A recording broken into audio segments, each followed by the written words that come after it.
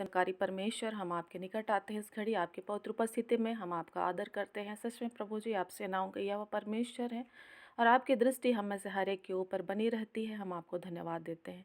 प्रभु जी, आपके वचन में से सीखने समझने में आप हमारी सहायता और मदद करें। हमारी मन की आँखों को खोले प्रभु जी, पवित्र आत्मा हमारा सहायक होने पाए। हम अपने पापों को मानते प्रभु जी, और हमें क्षमा कीजिए यीशु के नाम से। हाँ प्रभु जी, हमें उजला वस्त्र दीजिए प्रभु जी। हाँ प्रभु जी, और हम में से हर एक को आप सहायता करें, हमारे पैरों को मजबूत करें प्रभु जी, ताकि हम इस संसार में प्रभु जी आपके राज्य की बढ़ोतरी के लिए प्रभु जी हम क्रियाशील हो पाएँ। सारा आदर महिमा आपको देते हुए इस प्रार्थना को हम आपके पुत्र, हमारे उद्धारकर्ता प्रभु यीशु मसीह के नाम से मांगते हैं। आमीन आमीन। Praise the Lord, hallelujah. तो हम लोगों ने यहाँ पर देखा मरकुस 9:30 से लेकर के 32 में क्या हम सुन रहे हैं, यीशु मसीह अपनी मृत्यु के विषय फिर से भविष्यवाणी कर रहे हैं, है ना।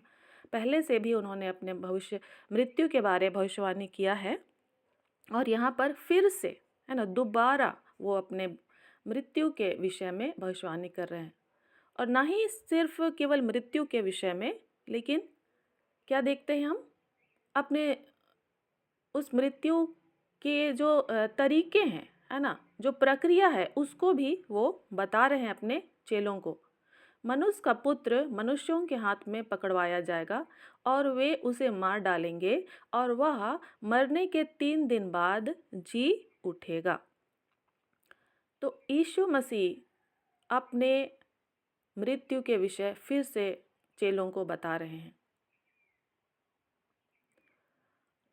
लेकिन यह बात चेलों को समझ में नहीं आ रही थी, और चेले उससे पूछने से भी क्या कर रहे थे, डर रहे थे। कई सारी बातों को उन्होंने पूछा भी, लेकिन इस समय जब फिर से उस बात को रखा गया, तो वे क्या करने लगे, डरने लगे।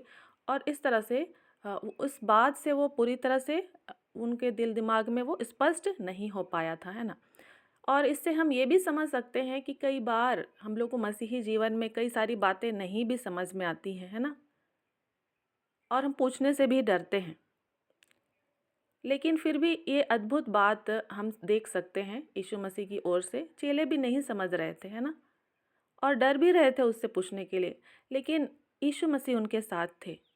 और यीशु मसीह अपने भविष्य की बात को शेयर कर रहे थे, कितनी गुप्त बात को, कितनी अद्भुत बात को, कितनी वास्तविक बात को उनको शेयर कर रहे थे, है ना। तो आपके साथ और मेरे साथ भी ऐसा होता है या हो सकता है, तो हम लोगों को उत्साहित रहना चाहिए, है ना। हो सकता है कि कई सारी बातें अभी हमारे आँखों के सामने स्पष्ट नहीं है, हमारे बुद्धि में अभी घुसा नहीं है, लेकिन उस बात को हमें समझना चाहिए कि यीशु मसीह हमारे साथ हैं, और यीशु मसीह ना केवल हमारे साथ होते हैं, लेकिन वो अपने बहुत सारी बातों को हमारे साथ शेयर करते हैं।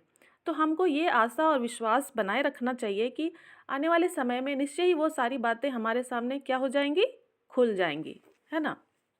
ठीक है, और हम लोग आगे देखते हैं 33 पद से। फिर वे कफरनहूम में आए, और घर में आकर उसने उनसे पूछा, रास्ते में तुम किस बात पर विवाद कर रहे थे। वे चुप रहे, क्योंकि मार्ग में उन्होंने आपस में यह विवाद किया था कि हम में से बड़ा कौन है। तब उसने बैठकर 12 को बुलाया और उनसे कहा, यदि कोई बड़ा होना चाहे तो सबसे छोटा और सबका सेवक बने। और उसने एक बालक को लेकर उनके बीच में खड़ा किया और उसे गोद में लेकर उनसे कहा, जो कोई मेरे नाम से ऐसे बालकों में से किसी एक को भी ग्रहण करता है, वह मुझे ग्रहण करता है, और जो कोई मुझे ग्रहण करता है, वह मुझे नहीं वरन मेरे भेजने वाले को ग्रहण करता है। कितनी बड़ी और अद्भुत बातों को यीशु मसीह अपने चेलों के साथ प्रकट कर रहे थे, सचमुच में। और चेले तो अपनी ही दुनिया में खोए हुए थे, है ना। वो पहली बात को भी, वहाँ पर जो भविष्यवाणी की बात की गई है मृत्यु के विषय में, उसको नहीं समझ पा रहे थे, लेकिन भी यीशु मसीह रुके नहीं, है ना। फिर भी और भेद की बातों को उनके सामने बताते रहे, है ना। तो हमें उत्साहित रहना चाहिए कि यीशु मसीह हमारे साथ है ना। हमको समझ में आ रहा है या नहीं आ रहा है, ये मायने नहीं रखता है। मायने ये रखता है कि यीशु मसीह हमारे साथ हैं, और यीशु मसीह अपनी योजना अनुसार हमारे सामने उन सारी बातों को रख रहे हैं, है ना। उन सारी बातों को रख रहे हैं जो आवश्यक है, और निश्चय ही वो सारी बातें एक टाइम में हमारे सामने क्या हो जाएंगी, स्पष्ट हो जाएंगी। तो ये सच में जब मैं बाइबल पढ़ती हूँ तो मुझे बहुत अच्छा लगता है, जब परमेश्वर के वचन से प्रेरणा मिलती है तो। और हो सकता है हम लोग भी इसको पढ़ते तो उलझ जाते, या मैं भी कई बार पढ़ती हूँ तो उलझ जाती हूँ। लेकिन सच में जब हम एक साथ मिल करके हम लोग बाइबल स्टडी कर रहे हैं तो परमेश्वर का आत्मा हमारी सहायता करता है कि हम उससे क्या लें, प्रेरणा को लें। प्रेरणा लेना मीन्स कि हम अ, आशा भरी बातें, है ना, अ, आगे बढ़ने वाली जो बातें हैं, उत्साहित करने वाली जो बातें हैं, वैसी बातें जब अ, वचनों में से हमें दिखाई देती है तो ये हमारे लिए बहुत अद्भुत रहता है ना। क्योंकि कई बार ऐसा भी होता है कि हम बाइबल पढ़ते हैं और क्या होने लगते हैं, निराश होने लगते हैं। ठीक है, तो प्रभु को इन सारी बातों के लिए आइए हम धन्यवाद देते हैं। तो चेले जो हैं वाद विवाद की स्थिति में पड़े हुए थे, और उसका विषय वस्तु क्या था, हम में से बड़ा कौन है। तो वो अपने अलग ही दुनिया में वे लोग खोए हुए थे। और बाइबल हमें बताती है कि तू अपनी समझ का सहारा ना लेना, लेकिन संपूर्ण मन से यहोवा पर भरोसा रखना, है ना। और सच में हमें भरोसा रखना है। और यीशु मसीह ने उनके वाद विवाद होने के बावजूद उनको अ, आगे बुला करके और उनके साथ बैठ करके उनके साथ बातचीत करने का प्रयास किया। यीशु मसीह हमेशा ही काफ़ी सपोर्टिव रहे हैं अपने चेलों के साथ। कई बार यीशु मसीह ने उन्हें डांटा भी है, लेकिन फिर भी उनको, चूँकि वे प्रशिक्षण दे रहे हैं, है ना, यीशु मसीह के बाद वे ही यीशु के कामों को संभालने वाले हैं। तो यीशु मसीह उनको काफ़ी ही अच्छी तरह से हर एक क्षेत्र में क्या कर रहे हैं, प्रशिक्षित कर रहे हैं। और यहाँ पर भी जब उनके बीच में वाद विवाद की स्थिति हो गई है तो उसको समझाने के लिए वो उनसे क्या कर रहे हैं, बातचीत कर रहे हैं। और साफ साफ शब्दों में कह रहे हैं कि यदि कोई बड़ा होना चाहे तो सबसे छोटा और सबका सेवक बने। तो स्पष्ट रूप से साफ साफ शब्दों में यीशु मसीह ने इस बात को रख दिया। और यहाँ पर सेवक शब्द का इस्तेमाल किया गया है, दास शब्द का इस्तेमाल किया गया है ना। इससे पहले हम लोग ऐसा नहीं देखे, लेकिन यहाँ पर यीशु मसीह ने अपने चेलों को क्या कहा है कि अब उन्हें दास भी बनना होगा। और उस समय में जब वे लोग जीवन जी रहे थे तो दास जो है वो सचमुच में दूसरे के घर में क्या करता था, काम करता था। दूसरे की गुलामी करते हुए वो काम करता था। और उस शब्द का इस्तेमाल करते हुए उनको इस बात को समझाने का प्रयास कर रहा है, जो क्या विचार कर रहे हैं कि हम में से बड़ा कौन है। तो कोई बड़ा होना चाहता है तो उसको साधारण शब्दों में या स्पष्ट शब्दों में क्या होना पड़ेगा, दास होना पड़ेगा, सेवक होना पड़ेगा, उसे नीचे होना पड़ेगा, है ना, उसे घटना पड़ेगा, साफ साफ शब्दों में। और ये बात हम लोग भी कई बार सुन चुके हैं, है ना, और हम सभी जानते हैं मसीही जीवन में कि हमें नीचे होना है, हमें झुकना है। इसका मतलब ये नहीं है कि हमको अपनी बुलाहट को भूल जाना है ना। हमें अपनी बुलाहट को जानना और समझना है ना, जो प्रभु ने आपको दिया है। लेकिन साथ ही साथ हमको एक दूसरे से नम्र और दीन और घटने की जो प्रक्रिया है उसमें अपने आप को शामिल करना है।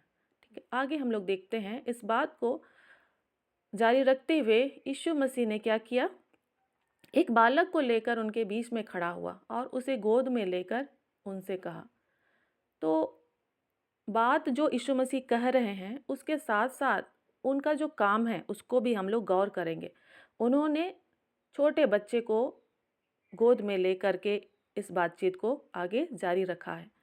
और एक बच्चे को गोद में लेना, है ना, ये भी काफ़ी कुछ बात को क्या करता है, सिखाता है।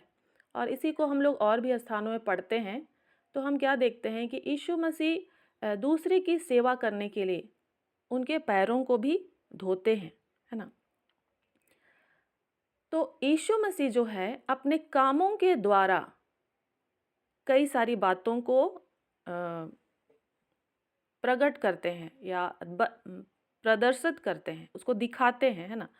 तो हम लोगों को भी जब हम बोल रहे हैं तो हमको वो अपने कामों के द्वारा भी क्या करना है, दिखाना है। और यहाँ पर यीशु मसीह उस बच्चे को गोद में लेते हुए क्या कह रहे हैं कि जो कोई मेरे नाम से ऐसे बालकों में से किसी एक को भी ग्रहण करता है, ऐसे बालकों में से। अब वो कैसा बालक था वो यहाँ पर स्पष्ट नहीं है ना। लेकिन हो सकता है कि वो बालक जो है उतना, कई सारे बच्चे होते हैं जिसको हम लोग बहुत पसंद भी कर लेते हैं ना, तुरंत भी गोद में ले लेते हैं। लेकिन कई सारे ऐसे भी बच्चे हैं जिनको हम उतना गोद में लेने के लिए तैयार नहीं होते हैं, है ना, या फिर अलग अलग सिचुएशन रहता है। और यीशु मसीह कहते हैं जो कोई मेरे नाम से ऐसे बालकों में से किसी एक को भी ग्रहण करता है वह मुझे ग्रहण करता है, और जो कोई मुझे ग्रहण करता वह मुझे नहीं वरन मेरे भेजने वाले को ग्रहण करता है। तो यहाँ पर हम प्रकाशन की बातों को भी देख रहे हैं और साथ ही साथ जो हमारे जिम्मेदारी है उसको भी हम देख रहे हैं। दोनों बातों को यीशु मसीह वहाँ चेलों को समझाना चाह रहे हैं, बताना चाह रहे हैं।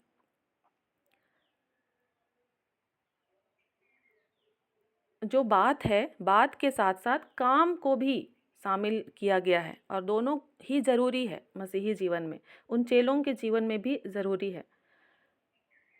तो उस बालक को ग्रहण करना, है ना। और कई बार हम बहुत अच्छे तरह के बालकों को हम ग्रहण करना चाहते हैं ना, जो दिखने में अच्छे होते हैं, या किसी बहुत बड़े जन के बालक होते हैं, है ना, किसी बड़े अधिकारी के बालक होते हैं, तो हम उनके प्रति बहुत अच्छा भाव रखते हैं। लेकिन कोई अगर कोई बहुत गरीब परिवार से आता है या तो फिर किसी के माता पिता उतने सम्मानित नहीं हैं, उनके बालकों के प्रति उतनी वैसी लालसा हमारे अंदर उत्पन्न नहीं होती है ना। तो अलग अलग तरह के भावनाओं को हम देखते हैं कि हम अलग अलग लोगों के प्रति अलग अलग भावना रखते हुए उनके बच्चों के प्रति भी हमारी वैसी ही भावना रहती है। लेकिन यीशु मसीह कहते हैं कि हो सकता है जो कि आपके पास उतना प्रसिद्ध नहीं हो, है ना, या फिर वो बच्चा उतना अच्छा नहीं हो, ना दिखने में ना सुनने में, फिर भी आप ऐसे बालकों को भी अगर एक को भी ग्रहण करते हैं तो किसे ग्रहण करते हैं, मुझे ग्रहण करते हैं, यीशु मसीह कहता है। और ना ही केवल मुझे वरन मेरे भेजने वाले को भी आप क्या करते हैं, ग्रहण करते हैं, है ना। तो कितनी अद्भुत बात है। ये हमारे सामने एक जिम्मेदारी भी है और साथ ही साथ हमको इस बात को करते हुए उत्साहित भी होना चाहिए, है ना, कि हम किसी बच्चे को हम ये कर रहे हैं, ग्रहण कर रहे हैं, तो हमको उस पर दया करने की ज़रूरत नहीं है ना। किसी बच्चे पर हमको दया करते हुए उसको ग्रहण करने की ज़रूरत नहीं है। हमको बड़े ही आदर देते हुए उस बच्चे को ग्रहण करना है। क्यों? क्योंकि हम यीशु मसीह को ग्रहण कर रहे हैं, और ना ही केवल यीशु मसीह को वरन हम यीशु मसीह को भेजने वाले पिता परमेश्वर को हम ग्रहण कर रहे हैं, है ना। यहाँ पर मुझे एक दूसरी घटना याद आ रही है जो कि हमारे भारत देश में होता है। आप लोग इसको थोड़ा सा अच्छे तरह से समझने का कोशिश करें। कन्या पूजन होता है हमारे भारत देश में, कोई जानते हैं ना। आप लोग बोलेंगे कन्या पूजन बताने का यहाँ पर क्या उद्देश्य है। हम लोग भारत देश में रहते हैं तो हमको अपने आसपास के बारे में जानना चाहिए, है ना। और मैं बताना चाहूँगी कि जो परमेश्वर के राज्य में जो जो काम होता है उसी का ही ऑपोजिट जो है वो दूसरे समुदायों में उसको अ, अलग तरीके से उसको किया जाता है ना। जो चीज़ को हम लोग को समझना चाहिए है, लेकिन हम लोग समझते नहीं हैं, हम ज़्यादा ही विद्वान हो जाते हैं, घमंड करने लग जाते हैं अपने मसीही जीवन में, वाद विवाद में उलझे रहते हैं, है ना। जैसे यहाँ पर चेले भी उलझे हुए हैं वाद विवाद में, वैसे ही हम मसीही लोग भी हो जाते हैं। लेकिन उस तरीके को कई बार जो हमारा विरोधी है ना, जो अंधकार में है, आकाश में है, वो उसको अलग तरह से क्या करता है, इस्तेमाल करता है। जैसे मैं अन्य उदाहरण बताना चाहूँगी, जैसे हम बाइबल में बपतिस्मा लेने के विषय में बताया गया है ना, यरदन नदी में जाके बपतिस्मा लेने को, उसी को ही हम हमारे भारत देश में देखेंगे कि वो दूसरे एक नदी में डुबकी लगाने के द्वारा उस कार्य को जारी किया जाता है कि उसके द्वारा पापों की क्षमा होगी, है ना। उसी तरह से और भी बहुत सारे एक्टिविटी हैं जिसको आप लोग देखेंगे। तो वो क्या कर रहे हैं, संसार का जो ईश्वर है वो उनकी आँखों को बंद करके रखा हुआ है और उनमें उलझा के रखा हुआ है ना। लेकिन वो कहीं न कहीं बाइबल से उन सारी बातों को क्या किया जाता है, भरमाते हुए उस बात को हम देखते हैं कि लागू किया जाता है, ठीक है। तो आइए हम लोग यहाँ देखें कि बालक को ग्रहण करना। तो हम बात कर रहे थे कन्या पूजन के विषय में, जहाँ पर कि लड़कियों को उस दिन क्या किया जाता है, पूजा जाता है ना। तो मैं आप लोगों को नहीं बोल रही हूँ कि आप लोग ऐसा करना है, आपको नहीं करना है, लेकिन वो पूजा जा रहा है, उसको क्या किया जा रहा है, उसको महत्व दिया जा रहा है, वो अपनी समझ के अनुसार उसको कर रहे हैं, है ना। और उसको करने के द्वारा वो समझ रहे हैं कि वो परमेश्वर की प्राप्ति कर रहे हैं या उसको आदर दे रहे हैं, जैसे भी, है ना। अब यहाँ पर हम लोग समझें इस बात को, जो कोई मेरे नाम से ऐसे बालकों में से किसी एक को भी ग्रहण करता है ना। तो वहाँ पर भी कन्या पूजन में आप देखिएगा कि जो बहुत अच्छे अच्छे होंगे या फिर अपने घर में होंगे, उनको वो पूजा करते हैं, है ना। और ये मसीही जीवन में भी हम कई बार ऐसा देखेंगे कि जो बहुत अच्छे घराने से होंगे या जिनके माता पिता बहुत अच्छे होंगे, हम उनके बच्चों को बहुत अच्छा वैल्यू देंगे, है ना। उनसे हम बहुत अच्छे प्रेम से बातचीत करेंगे या उनको हम बहुत कुछ देना चाहेंगे, है ना। तो ये वैसी ही वाली बात हो गई, कन्या पूजन जैसी वाली ही बात हो गई, है ना। और हमको बात को समझना है ना। बाइबल बता रही है ऐसे बालकों में से किसी एक को भी ग्रहण करता है। यहाँ पूरी तरह से अभी वहाँ स्पष्ट नहीं है ना। तो ऐसे बालकों को जिसको कोई नहीं पूछ रहा है, कोई नहीं समझ रहा है ना। और वो बालक भी खुद भी नहीं समझ रहा है। कई बार हम बच्चों को चाहते हैं हम उसके लिए कुछ करें, है ना, लेकिन वो बच्चा भी कभी कभी कुछ भी नहीं समझता है। फिर हम लोग क्या होते हैं, झुंझला जाते हैं, गुस्सा हो जाते हैं, इसको समझ ही नहीं आ रहा है ना। तो वैसे विचार हमारे मन में आते हैं। लेकिन फिर भी ये वचन हमको किस बात के लिए प्रेरित करता है, जो कोई मेरे नाम से ऐसे बालकों में से किसी एक को भी ग्रहण करता है। ग्रहण करना मीन्स कि आप उसको स्वीकार कर रहे हैं और साथ ही साथ उसके लिए कुछ करने की भी लालसा रख रहे हैं या कदम उठा रहे हैं, है ना। तो यीशु मसीह क्या कर रहे हैं कि वह मुझे ग्रहण करता है, और जो कोई मुझे ग्रहण करता है वह मुझे नहीं वरन मेरे भेजने वाले को ग्रहण करता है ना।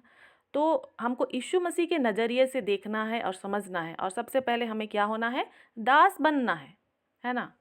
हमें दास बनना है। आगे हम देखते हैं 38 पद से, तब यूहन्ना ने उससे कहा, हे गुरु, हमने एक मनुष्य को तेरे नाम से दुष्टात्माओं को निकालते देखा और हम उसे मना करने लगे, क्योंकि वह हमारे पीछे नहीं हो लेता था। यीशु ने कहा, उसको मत मना करो, क्योंकि ऐसा कोई नहीं है जो मेरे नाम से सामर्थ का काम करे और जल्दी से मुझे बुरा कह सके, क्योंकि जो हमारे विरोध में नहीं वह हमारी ओर है। जो कोई एक कटोरा पानी तुम्हें इसलिए पिलाए कि तुम मसीह के हो, तो मैं तुमसे सच कहता हूँ कि वह अपना प्रतिफल किसी रीति से ना खोएगा। अब भी वे लोग उलझन में ही पड़े हुए हैं, है ना। और एक मनुष्य दुष्ट आत्माओं को निकाल रहा है, लेकिन भी वो खुश नहीं हो रहे हैं। वो क्या हो रहे हैं, इससे परेशान हो रहे हैं। और यूहन्ना क्या बोल रहा है कि हे गुरु, हमने एक मनुष्य को तेरे नाम से दुष्ट आत्माओं को निकालते देखा और हम उसे मना करने लगे, क्योंकि वह हमारे पीछे नहीं हो लेता था। तो ये चेले परेशान हैं कि भाई, अगर यीशु मसीह के नाम से काम कर रहे हो तो हमारे साथ रहो, हमारे झुंड में रहो, हमारे तौर तरीके से रहो, है ना। और ये जो समस्या है आज भी हम मसीहों के साथ है। आज भी इस संसार में ये समस्या पाई जाती है।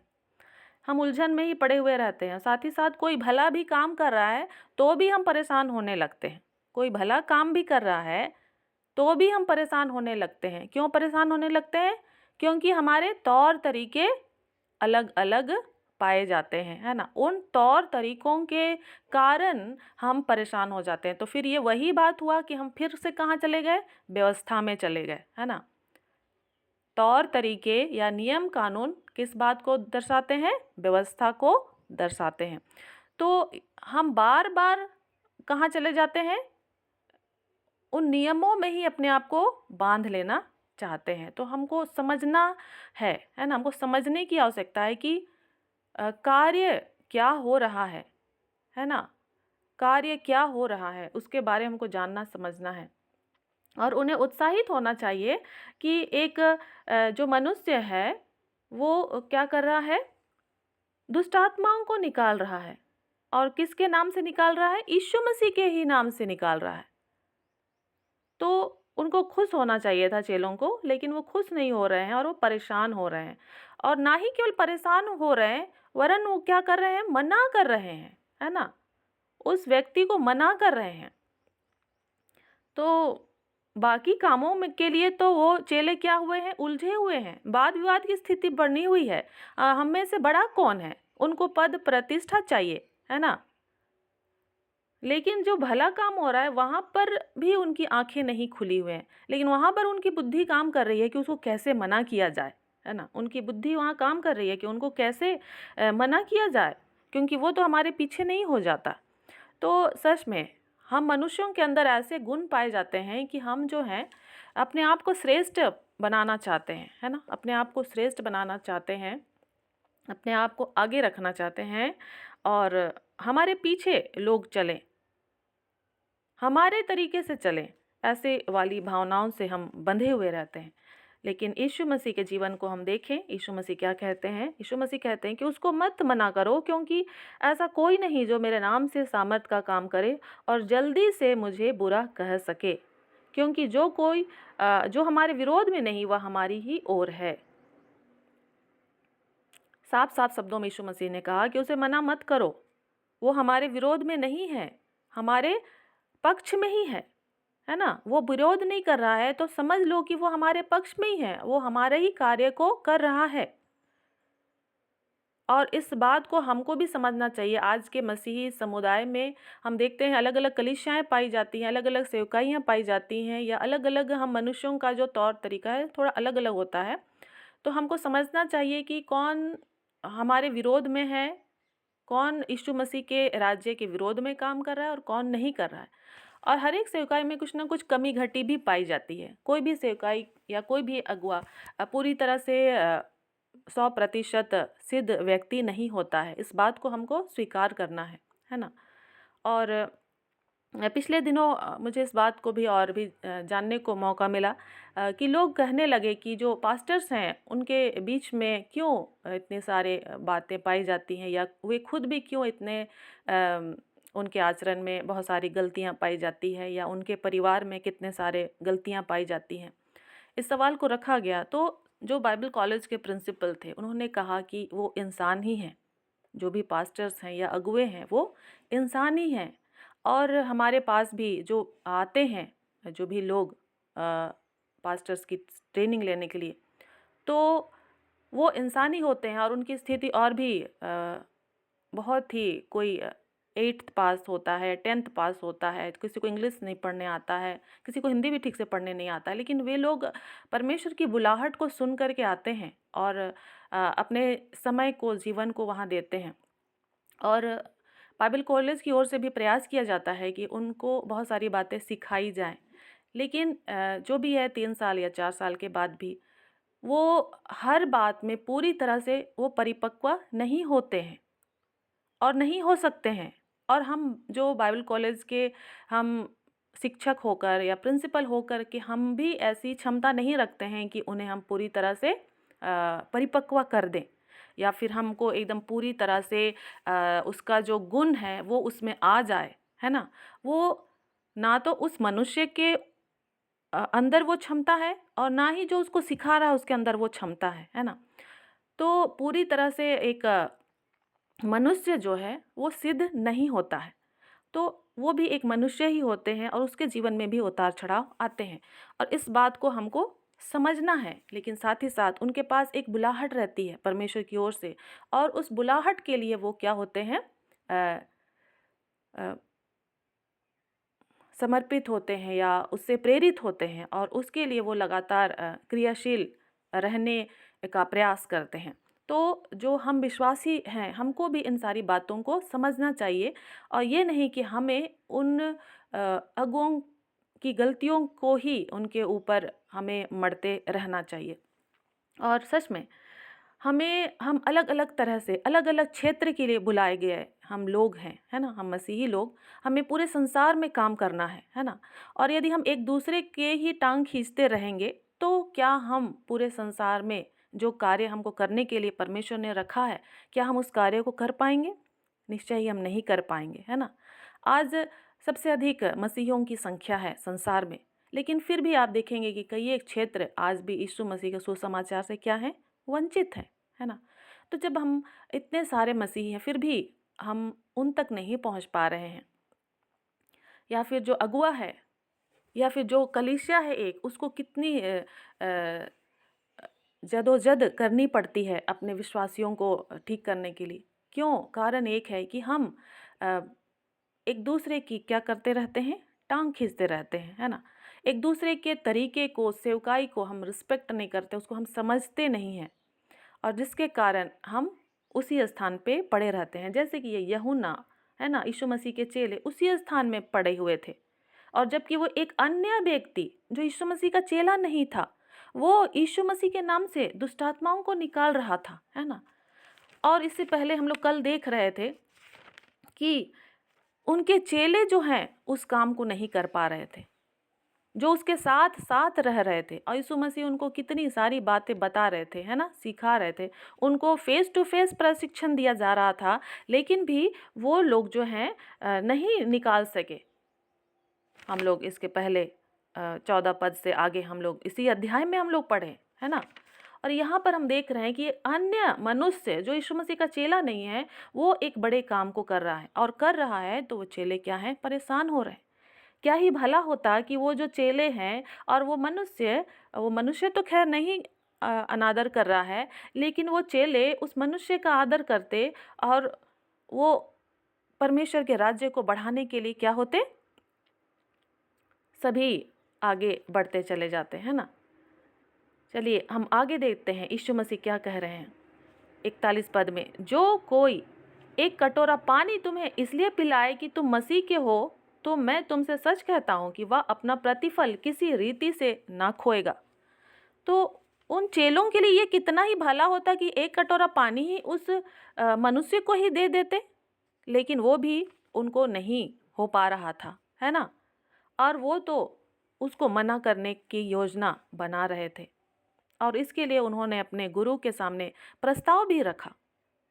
तो हमें भी आज समझना है, हम अलग अलग कलीसियाओं में, अलग अलग मीटिंग्स में हम रहते हैं। हमको इस बात को सीखना है कि हम कैसे आगे बढ़ें, अन्य लोगों तक हम कैसे पहुँचे, वो हमारा उद्देश्य और लक्ष्य होना चाहिए, है ना।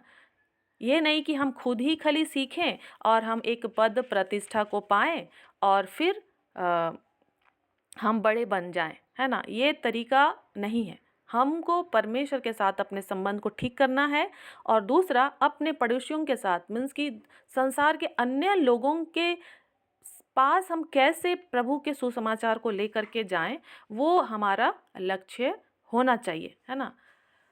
क्योंकि यीशु मसीह का वही लक्ष्य है ना। और यीशु मसीह के लक्ष्य को छोड़ करके हम अपना लक्ष्य कभी नहीं बना सकते हैं, ठीक है।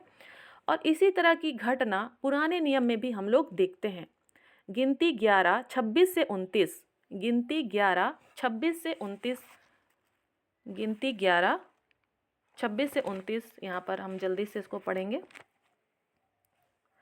गिनती 11:26 से 29। परंतु 2 मनुष्य छावनी में रह गए थे, जिनमें से एक का नाम एल्दाद और दूसरे का मेदाद था। उनमें भी आत्मा आया, ये भी उन्हीं में से थे जिनके नाम लिख लिए गए थे, पर तंबू के पास ना गए थे और ना छावनी ही में नबूवत करने लगे। तब किसी जवान ने दौड़कर मूसा को बतलाया कि एल्दाद और मेदाद छावनी में नबूवत कर रहे हैं। तब नून का पुत्र यहोशू, जो मूसा का सेवक और उसके चुने हुए वीरों में से था, उसने मूसा से कहा, हे मेरे स्वामी मूसा, उनको रोक दे। मूसा ने उससे कहा, क्या तू मेरे कारण जलता है? भला होता कि यहोवा की सारी प्रजा के लोग नबी होते और यहोवा अपनी आत्मा उन सबों को समवा देता। तब फिर मूसा इज़राइल के पुरनियों समेत छावनी में चला गया। तो ऐसी ही घटना कहाँ हुई? यहाँ पर गिनती की पुस्तक में मूसा के टाइम में, है ना। और मूसा ने यहोशू को डांटा, है ना। और क्या कहता है, क्या तू मेरे कारण जलता है? और यहाँ पर मूसा के अलावा, यहोशू के अलावा और दो लोग हैं, जो लोग की क्या कर रहे थे, उनके ऊपर प्रभु का आत्मा आया और वो क्या करने लगे, नबूवत करने लगे, है ना।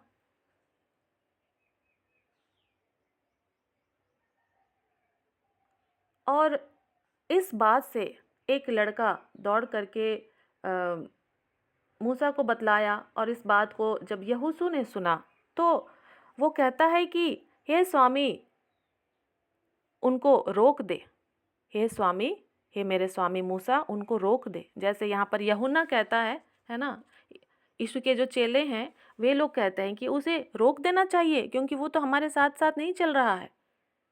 लेकिन आज हम सभी को जानना और समझना है ना। ना तो बल से ना बुद्धि से, पर तेरी आत्मा के द्वारा होगा, है ना। तो प्रभु का आत्मा हर एक मनुष्य को इस्तेमाल करना चाहता है ना। और मूसा क्या कहता है कि भला होता कि यहोवा की सारी प्रजा के लोग नबी होते। यहोशू एक व्यक्ति से परेशान हो गया, लेकिन मूसा क्या कह रहा है कि भला होता कि प्रजा के सभी लोग नबी होते। परमेश्वर का आत्मा, परमेश्वर सबों में समवा देता। ये है परमेश्वर की योजना, है ना। परमेश्वर की योजना सभी के लिए है, किसी के लिए पक्षपात नहीं करता है परमेश्वर। लेकिन जो मनुष्य है उसका जो विचार है वो सच में बहुत ही छोटा है। हम सभी को भी इस बात को समझना है ना। और आज हम जब भारत देश में पाए जाते हैं तो हमारे लिए बड़ी चुनौती है, जबकि हमारे बीच में कई सारी सताव की बातों को हम लोग देखते हैं, तो हमारे सामने बहुत बड़ी चुनौती है। तो हमको समझना है कि कैसे हम एक दूसरे का हाथ थाम कर आगे बढ़ें, है ना। हम जो कर सकते हैं हमको करना होगा ही होगा, है ना। हम भारत देश में होकर एक दूसरे का हाथ थाम कर हम क्या कर सकते हैं? हम किसी एक का हाथ हमने पकड़ा है या नहीं पकड़ा है, उसको आगे लाने के लिए हमको इस समय सोचना चाहिए। किसी 5 व्यक्ति या 10 व्यक्ति का हाथ हमने पकड़ा है या नहीं पकड़ा है, हमको सोचना चाहिए। या फिर हम ही केवल हैं अपने मसीही जीवन में। तो हमको संभल जाना चाहिए, हमको खुद भी आगे बढ़ना है और दूसरों को भी आगे लेकर के जाना है, क्योंकि ये प्रभु यीशु मसीह की इच्छा है, परमेश्वर की इच्छा है ना। और मूसा की इच्छा को हम देख रहे हैं, वो सच में बहुत ही नम्र अगुआ था। पृथ्वी भर में वो बहुत ही नम्र अगुआ था। तो हमें नम्र होते हुए, जो हमने सुना, हमें सेवक बनते हुए इस काम को जारी रखना है। दूसरे अगर सेवक नहीं भी बन रहे हैं, दास नहीं भी बन रहे हैं, कोई बात नहीं, लेकिन हम खुद के ऊपर इस काम को करें, है ना। थोड़ा सा हम लोग आगे भी देख लेंगे इसको। 42 पद में, जो कोई इन छोटों में से जो मुझ पर विश्वास करते हैं किसी को ठोकर खिलाए, तो उसके लिए भला यह है कि एक बड़ी चक्की का पाट उसके गले में लटकाया जाए और वह समुद्र में डाल दिया जाए। यीशु मसीह अब एकदम ही कठोर शब्दों का इस्तेमाल करते हुए चेलों के सामने इस बात को रख रहे हैं। चेले समझने का नाम ही नहीं ले रहे हैं, है ना। वाद विवाद में ही उलझे हुए हैं और दूसरों को भी वो नहीं समझ पा रहे हैं। तो यीशु मसीह स्पष्ट रूप से कह रहे हैं कि अगर हम एक दूसरे को ठोकर खिला रहे हैं तो उसका सजा क्या दिखाया जा रहा है? एक बड़ी चक्की का पाट उसके गले में लटकाया जाए और वह समुद्र में डाल दिया जाए। हमको खुद अभी समझना है, क्या मैं दूसरों के लिए ठोकर का कारण हूँ, है ना। कोई दूसरों के लिए ठोकर का कारण है कि नहीं है उसको छोड़िए, पहले हम खुद के लिए सोचें, क्या मैं दूसरों के लिए ठोकर का कारण हूँ? मुझे सोचना है, आपको भी सोचना है। और यदि ऐसा है तो यीशु मसीह का यहाँ पर साफ दो में कहा हुआ वचन हमें सुनाई पड़ रहा है कि एक बड़ी चक्की का पाट उसके गले में लटकाया जाए और वह समुद्र में डाल दिया जाए। हम खुद को सोचें कि हम अगर समुद्र में हमको नीचे डाल दिया जाए हम खुद वैसी स्थिति में चले ही जाते हैं अगर हम वैसे दूसरों को नहीं समझ पाते हैं तो, है ना। तो हमको दूसरों को समझने की क्षमता को विकसित करना होगा, दूसरों को समझने की क्षमता विकसित करना होगा। यहाँ जो चेले हैं उनको दूसरों को समझने की क्षमता वो विकसित नहीं कर रहे थे, बस वो यीशु मसीह के पीछे पीछे पीछे पीछे क्या हो रहे थे, चल फिर रहे थे। आगे हम देखते हैं, यदि तेरा हाथ तुझे ठोकर खिलाए तो उसे काट डाल। टुंडा होकर जीवन में प्रवेश करना तेरे लिए इससे भला है कि दो हाथ रहते हुए नरक की आग में डाला जाए, जो कभी बुझने की नहीं।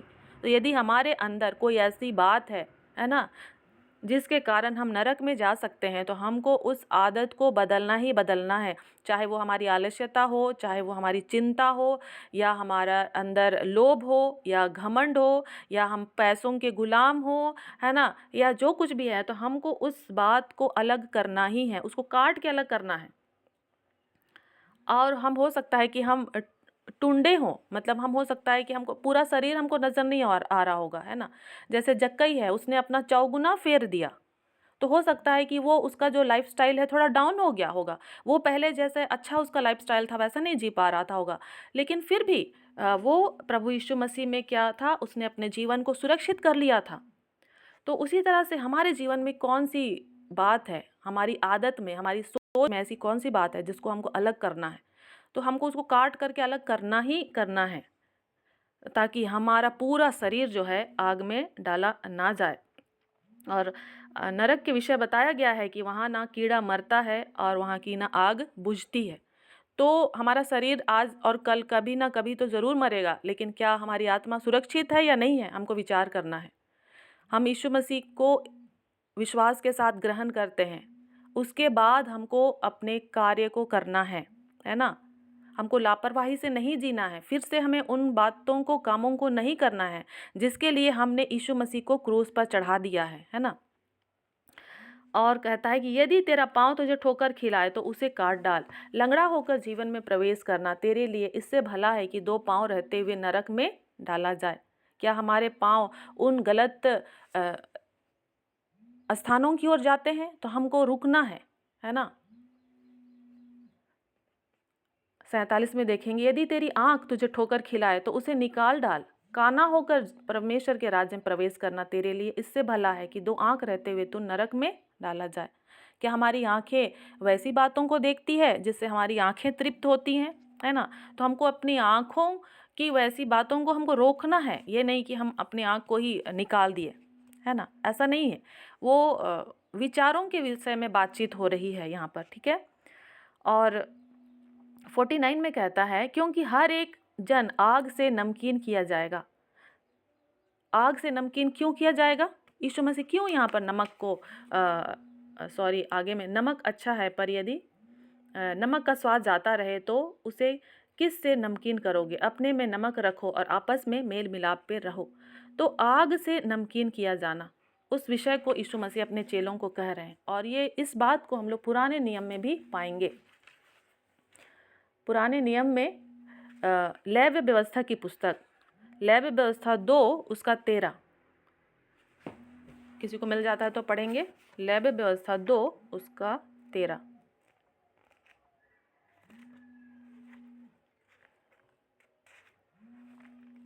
लेव्य व्यवस्था 2 उसका 13। फिर अपने सब अनबलियों को नमकीन बनाना और अपना कोई अनबलि अपने परमेश्वर के साथ बंधी हुई वाचा के नमक से रहित होने ना देना। अपने सब चढ़ावों के साथ नमक भी चढ़ाना। तो जो भी वे अनबलि चढ़ाते थे उसको क्या से शुद्ध करते थे? नमक से ही शुद्ध करते थे। और नमक के बहुत सारे गुणों के बारे में हम लोगों ने संदेशों को सुना है, तो मैं अभी नहीं कहना चाहूँगी, है ना। नमक का जो गुण है आप सभी जानते ही होंगे। तो पुराने समय में जो उन्हें विधि विधान दिया गया था, नमक के द्वारा वो क्या करते थे, उनको शुद्ध करते थे। और साथ ही साथ चढ़ावे में नमक भी रखने के लिए कहा जाता था, और उसके द्वारा शुद्ध करने का जो काम है उसको किया जाता था। यहेजकेल 43 का 24, उसको भी पढ़ेंगे। यहेजकेल 43 का 24। यहेजकेल 43,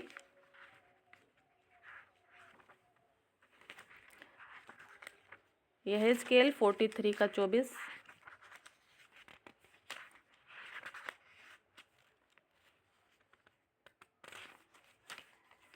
तो उन्हें यहोवा के सामने ले आना और याजक लोग उन पर नमक डालकर उन्हें यहोवा को होम बलि करके चढ़ाएं। तो उन्हें यहोवा के सामने ले आना और याजक लोग उन पर नमक डालकर उन्हें यहोवा को होम बलि करके चढ़ाएं। तो इस तरह से पुराने नियम में नमक के द्वारा बहुत ही महत्वपूर्ण कार्य किया जाता था। और अब यीशु मसीह क्या कह रहे हैं यहाँ पर, आग से भी नमकीन करने की बात कह रहे हैं। नमक से तो नमकीन कर सकते हैं, लेकिन यीशु मसीह अब क्या बोल रहे हैं, आग से नमकीन करना, है ना। और सचमुच में हम अलग अलग अवस्थाओं से गुजरते हैं या गुजर सकते हैं, तो हमको सावधान होने की आवश्यकता है। हम आंख बंद करके इन सारी बातों से अपने आप को दूर नहीं कर सकते। हम इन सारी बातों के बीच में पाए जाते हैं, तो हमको इनका सामना करना है। हमारा जो स्वभाव है वो कैसा है, हमको जानना है, समझना है। दूसरे भाई बहनों को भी हमको समझना है और हमको खुद भी दास बनना है और दूसरों का हम आदर सम्मान करना है। और यीशु मसीह जो अतिथि सत्कार है उसको भी अपने जीवन में उन्होंने शामिल करते हुए हमको दिखाया है। तो दूसरों को यीशु मसीह ने काफ़ी महत्व दिया है।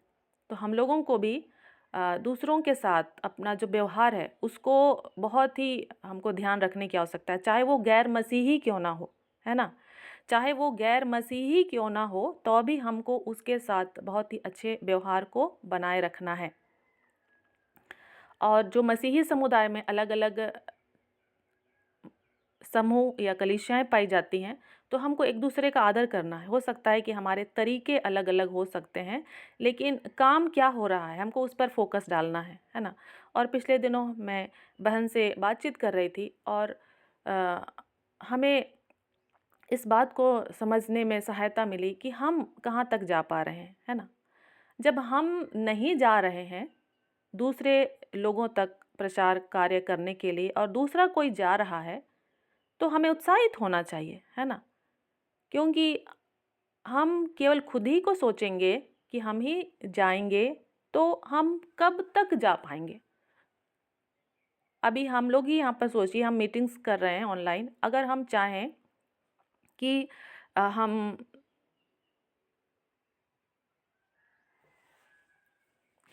श्रीलंका में जा कर के हम प्रचार कार्य करेंगे बोल के, तो क्या हम जा पाएंगे ऑनलाइन मीटिंग करते हुए?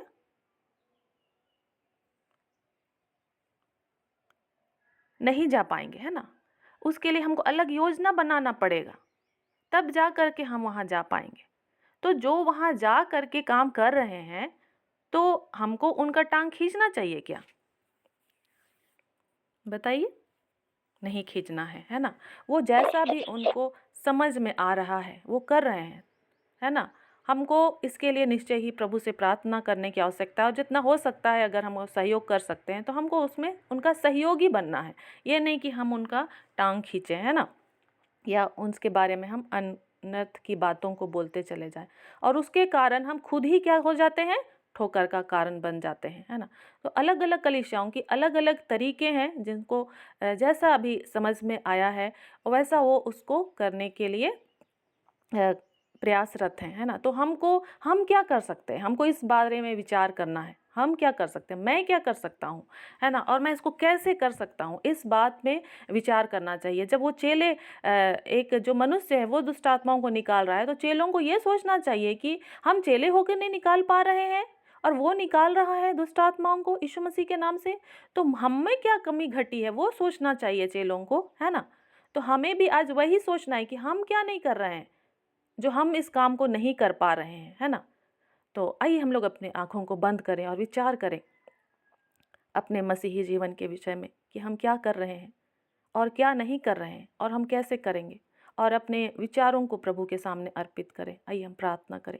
हे जीवित अनुग्रहकारी परमेश्वर, हम आपको धन्यवाद देते हैं इस समय के लिए। हाँ प्रभु जी, निश्चय ही आपने हमारे लिए प्रभु जी उत्तम योजनाओं को बनाकर रखा है। प्रभु जी, हमारे मन की आंखों को खोलें प्रभु जी, कि हम उत्तम योजनाओं को जान सकें, समझ सकें और उसको पूरा करने के लिए हम अपने कदमों को बढ़ा सकें। पवित्र आत्मा हमारी सहायता करें। निश्चय ही आपकी आत्मा हर एक के लिए प्रभु जी इन अंत के दिनों में आपने उंडेल कर रखा है। प्रभु जी, हम आपको धन्यवाद देते हैं। हाँ प्रभु जी, आपका आत्मा मंडलाता है, हम इसके लिए आपको धन्यवाद देते हैं। होने दे प्रभु जी, हम आपकी योजना को जान समझ कर प्रभु जी उसमें हम आगे बढ़ सकें और दूसरों को भी आगे बढ़ाने में हम सहायक सिद्ध हो सकें। अनुग्रह कर प्रभु जी, हमारे अंदर जो भी कमी घटी है प्रभु जी, हमारी बुद्धि, हमारी समझ जो कि प्रभु जी आपकी बातों को नहीं समझ पाती है, हाँ प्रभु जी, हम अपने आप में अपने तौर तरीके में ही प्रभु जी बंधे हुए पाए जाते हैं। हमें आज़ाद कर प्रभु जी। हाँ प्रभु जी, अपने राज्य के लिए आप हमें इस्तेमाल करें। हाँ प्रभु जी, अनुग्रह कर। सारा आदर महिमा हम आपको देते हैं और इस प्रार्थना को हम आपके पुत्र, हमारे उद्धारकर्ता प्रभु यीशु मसीह के नाम से मांगते हैं। आमीन। आमीन। आमीन। धन्यवाद सिस्टर जी। परमेश्वर के जीवित वचनों के द्वारा हम सब आशीषित होने पाए। परमेश्वर पिता आपको और भी बहुत आयत के साथ अनेक जगहों में और भी इस्तेमाल करें। आप अनेक लोगों के लिए बड़ी